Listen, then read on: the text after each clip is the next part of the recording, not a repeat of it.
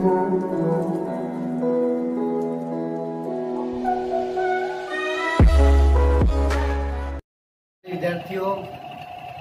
आर्य school Chhanibari के YouTube channel पर आपका स्वागत है। पिछले दो वीडियो में हमने पदार्थ की अवस्थाओं एवं उनके गुणधर्मों के बारे में अध्ययन किया। आज हम पदार्थ की अवस्था में परिवर्तन के बारे में अध्ययन करेंगे। तो आज का जो हमारा टॉपिक है, पदार्थ की अवस्था में परिवर्तन।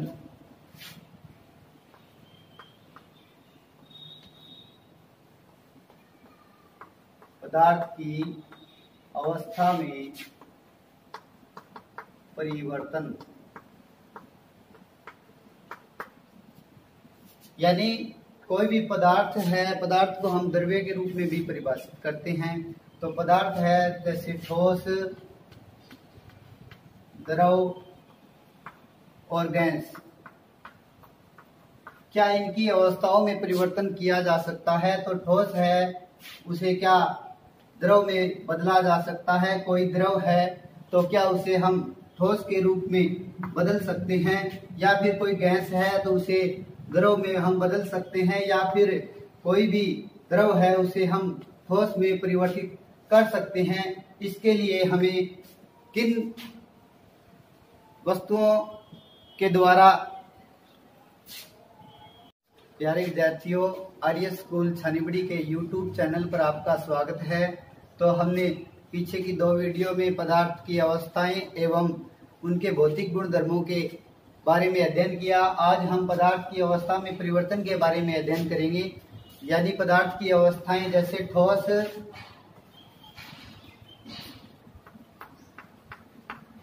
द्रव एवं गैस, जो तीन मुख्य अवस्थाएं थी पदार्थ की, उनमें क्या परिवर्तन किया जा सकता है? यानी कोई भी ठोस है उसे द्रव में बदला जा सकता है, या कोई भी गैस है उसे हम द्रव में बदल सकते हैं, या फिर द्रव है उसे गैस में परिवर्तित कर सकते हैं, या कोई द्रव है उसे ठोस में परिवर्तित कर सकते हैं। तो हाँ, हम कह सकते हैं कि कोई भी ठोस है उसे हम द्रव में एवं द्रव है उसे ठोस में परिवर्तित कर सकते हैं। इसके लिए हमें दो तापमान एवं दाब की आवश्यकता होगी। दाब की आवश्यकता होगी।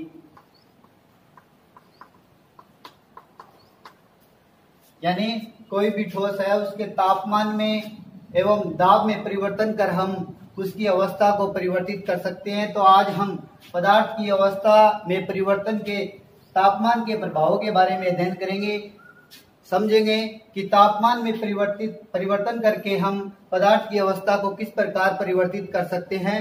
तो आज का जो हमारा टॉपिक है पदार्थ की अवस्था में परिवर्तन, तो तापमान का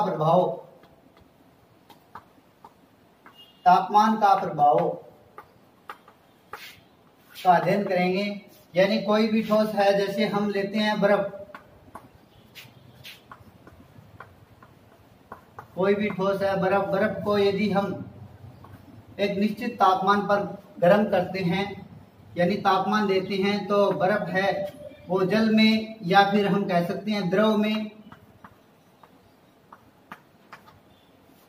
बदल जाती है। और यदि द्रव को और अधिक तापमान दिया जाए तो वह गैस के अंदर बदल जाती है, या हम कह सकते हैं जलवाष्प के रूप में परिवर्तित हो जाती है। यानी कोई ठोस है, जो वस्तु है, जैसे हम उदाहरण ले रहे हैं बर्फ का, तो बर्फ को हम जैसे ही धीरे धीरे गर्म करते हैं यानी तापमान देते हैं, तो बर्फ है वो जल के रूप में परिवर्तित हो जाती है। और जल को और अधिक तापमान देते हैं तो एक निश्चित तापमान के बाद जल है वो गैस के रूप में या जलवाष्प के रूप में परिवर्तित हो जाता है, अर्थात पदार्थ की अवस्थाएं बदलने लगती है। तो हम इन्हें निम्नलिखित परिभाषाओं के द्वारा भी समझ सकते हैं। यानी ठोस द्रव में परिवर्तित होता है तो उसे हम क्या कहते हैं? द्रव है गैस में परिवर्तन होता है, उसे हम क्या कहते हैं? इसे हम निम्न बिंदुओं के अंतर्गत अध्ययन करेंगे। तो नंबर 1 है गलनांक बिंदु। गलनांक बिंदु किसे कहते हैं? यानी कोई भी ठोस वस्तु है उसे हम द्रव में बदलने के लिए एक निश्चित तापमान की आवश्यकता होगी और निश्चित तापमान को ही या निश्चित वह न्यूनतम तापमान ही गलनांक बिंदु कहलाता है। तो गलनांक बिंदु की परिभाषा प्यारे विद्यार्थियों जैसे देखो तो कोई भी ठोस वस्तु जिस तापमान पर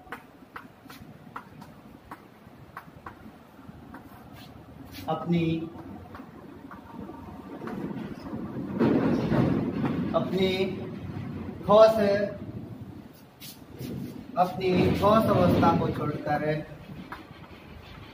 ठोस अवस्था को छोड़कर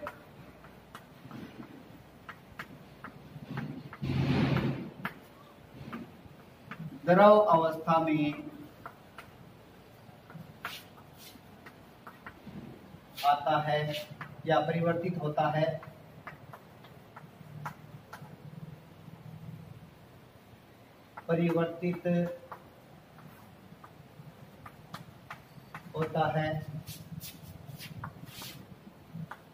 गलनांक बिंदु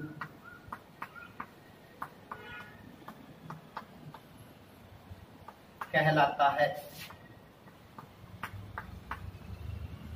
तो प्यारे विद्यार्थियों कोई भी ठोस वस्तु जिस तापमान पर अपनी ठोस अवस्था को छोड़ करके द्रव अवस्था में परिवर्तित होता है गलनांक बिंदु कहलाता है। यानी एक निश्चित तापमान जो हमें देना होगा जिससे वह कोई ठोस वस्तु द्रव अवस्था में बदलती है, उस तापमान को ही गलनांक बिंदु के द्वारा परिभाषित किया जाता है। तो तापमान देने के लिए हमें उष्मा ऊर्जा की आवश्यकता होगी। उस उष्मा ऊर्जा को हम गलनांक की या संगलन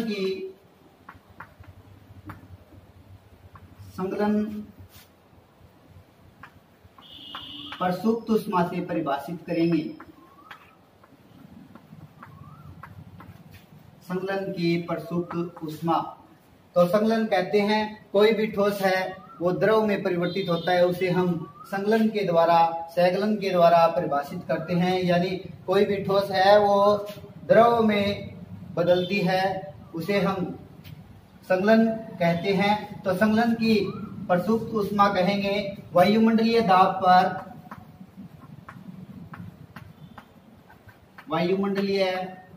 पर 1 किलोग्राम ठोस को वायुमंडलीय दाब पर 1 किलोग्राम ठोस को उसके गलनांक पर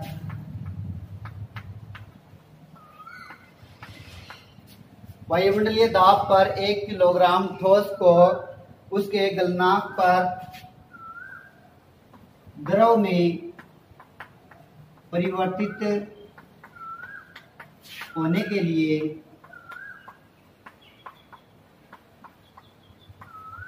जितनी उष्मा की आवश्यकता होती है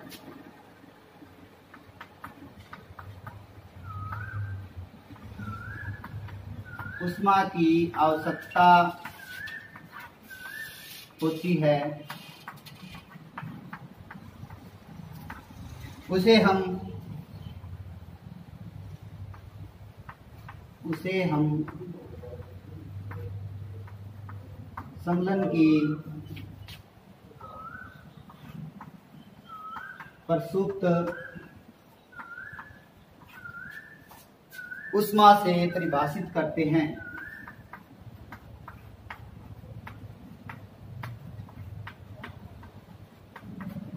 तो प्यारे विद्यार्थियों संगलन की प्रसुप्त उष्मा वायुमंडलीय दाब पर 1 किलोग्राम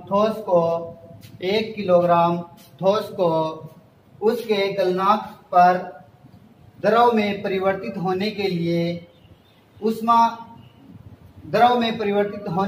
जितनी उष्मा की आवश्यकता होती है उसे हम संगलन की प्रसुप्त उष्मा कहते हैं। अब ये हो गया, कोई भी ठोस है वो द्रव में परिवर्तित होता है। अब हम जानेंगे यदि द्रव को भी हम और अधिक तापमान पर गर्म करें तो वह अपनी द्रव अवस्था को छोड़ करके एक निश्चित तापमान पर गैसीय अवस्था में बदलता है, तो उसे हम किससे परिभाषित करेंगे? तो प्यारे विद्यार्थियों, उसे कहते हैं कोई भी द्रव है यदि उसे एक निश्चित तापमान पर गर्म करें तो वह अपनी द्रव अवस्था को छोड़ करके और गैसीय अवस्था में परिवर्तित होता है। उस तापमान को हम क्वथनांक के द्वारा परिभाषित करते हैं। तो क्वथनांक बिंदु किसे कहते हैं? जब या कोई ठोस कोई द्रव का वह तापमान जिस पर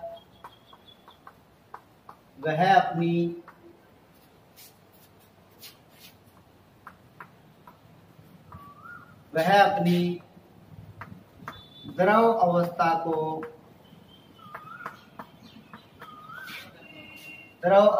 को छोड़कर गैसीय अवस्था में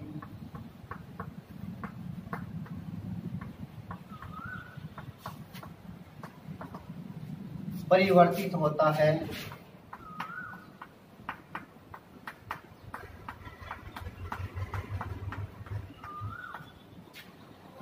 उसे हम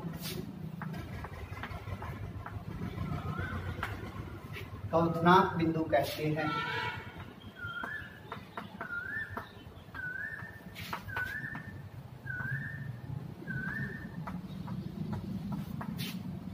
तो प्यारे विद्यार्थियों, क्वथनांक बिंदु किसे कहते हैं? कोई भी द्रव जिस तापमान पर वह अपनी द्रव अवस्था को छोड़ करके गैसीय अवस्था में परिवर्तित होता है, उसे हम क्वथनांक बिंदु कहते हैं। तो क्वथनांक की गुप्त उष्मा, यानी इसे देने के लिए हमें एक उष्मा की आवश्यकता होगी, उसे हम गुप्त उष्मा के रूप में परिभाषित करेंगे। तो क्वथनांक की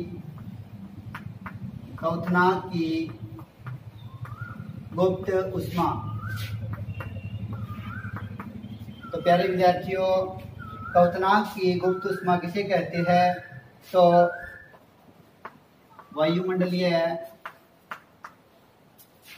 दाब पर 1 किलोग्राम जल को क्वथनांक पर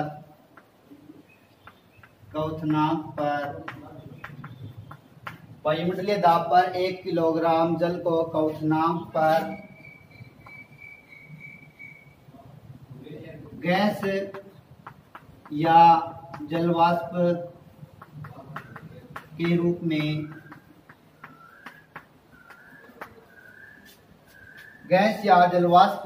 में परिवर्तित होने के लिए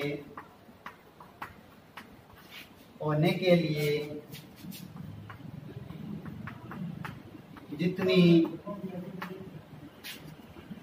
उष्मा की आवश्यकता होती है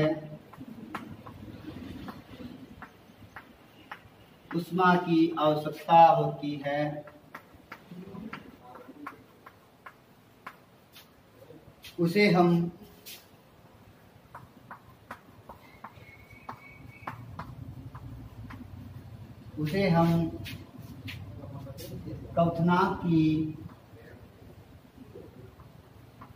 क्वथनांक की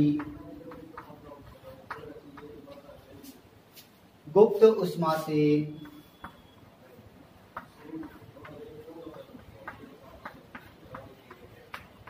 परिभाषित करते हैं। क्वथनांक की गुप्त उष्मा से परिभाषित करते हैं या कहते। तो प्यारे विद्यार्थियों, क्वथनांक की गुप्त उष्मा वायुमंडलीय दाब पर 1 किलोग्राम जल को क्वथनांक पर गैस या जलवाष्प के रूप में परिवर्तित होने के लिए जितनी उष्मा की आवश्यकता होती है उसे हम क्वथनांक की गुप्त उष्मा कहते हैं। ये हो गया जल से गैस। अब हम 2 नंबर टॉपिक के बाद हम 3 नंबर अध्ययन करते हैं, ऊर्ध्वपातन एवं निक्षेपण किसे कहते हैं।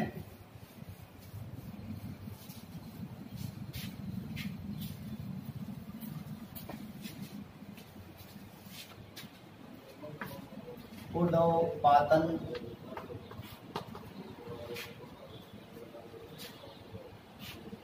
ऊर्ध्वपातन कहते हैं कोई ठोस का बिना द्रव में परिवर्तित हुए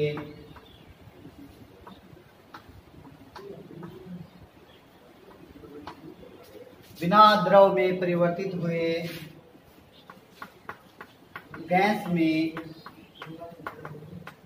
बदलना ऊर्ध्वपातन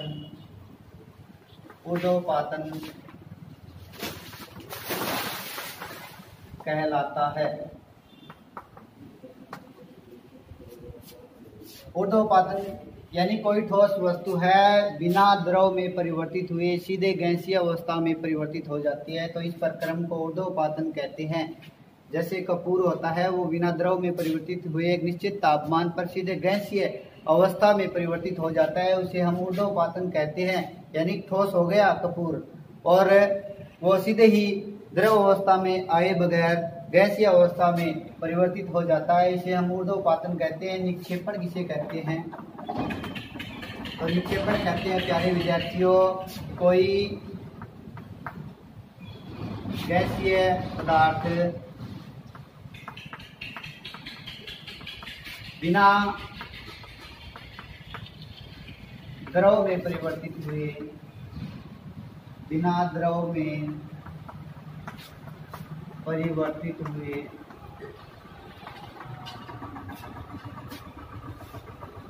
ठोस में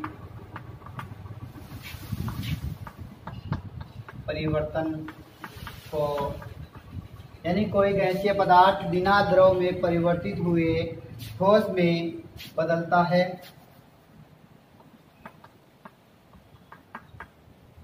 उसे निक्षेपण कहते हैं।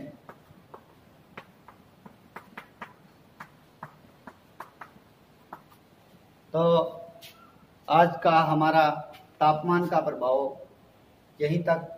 तो आगे के वीडियो में हम दाब का प्रभाव के बारे में अध्ययन करेंगे।